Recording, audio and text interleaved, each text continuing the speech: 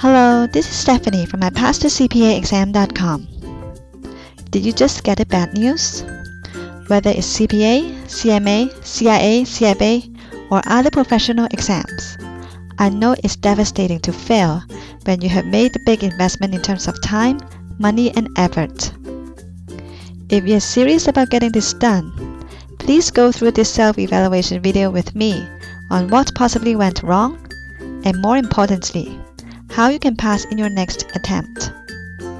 4 most common reasons why you failed the exam.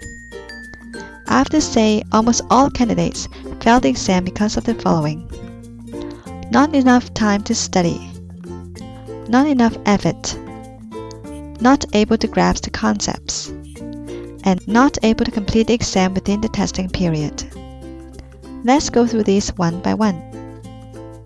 Not enough time to study. Unless you pursue the exam right after graduation or even before graduation, chances are that you have juggled your schedule between study, work, and even family. Let me ask you, did you manage to study all the topics in the review course? Or did you finish but kind of skim through the materials without going into the details?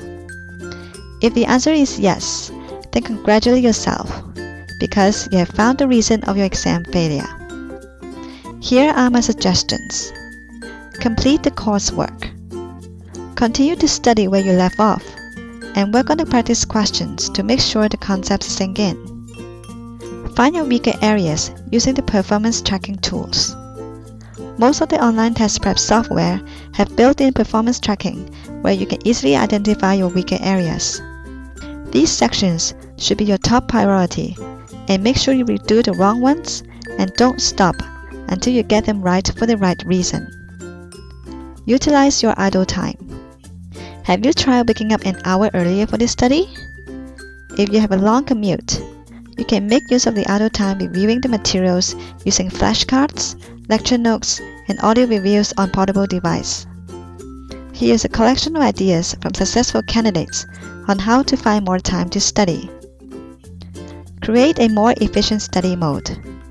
Sometimes it's hard to study at home where all the temptations are around. I know quite a few candidates go straight to the library after work and have a quality study time for 1 to 2 hours. You might want to try that. Not enough effort. Seriously, have you put enough effort in your study? Ask yourself whether you really understand the materials and the concepts behind them, or you kind of read through the text half-heartedly and forgot half of the stuff the next day. Another example. For the 2 hours that you have allocated for the study, did you dive straight into the test prep software, or kind of first check your email, grab a coffee, and log into Facebook, and then reluctantly work on a few questions in the last 15 minutes? Again, don't let these temptations stop you from getting the qualification you deserve and all the benefits that you are going to enjoy for the rest of your career. Here are my favorite motivational quotes to drive you to succeed in your exam, career, and life. Not able to grasp the concepts. You know you have spent enough time and effort on the exam and you still failed.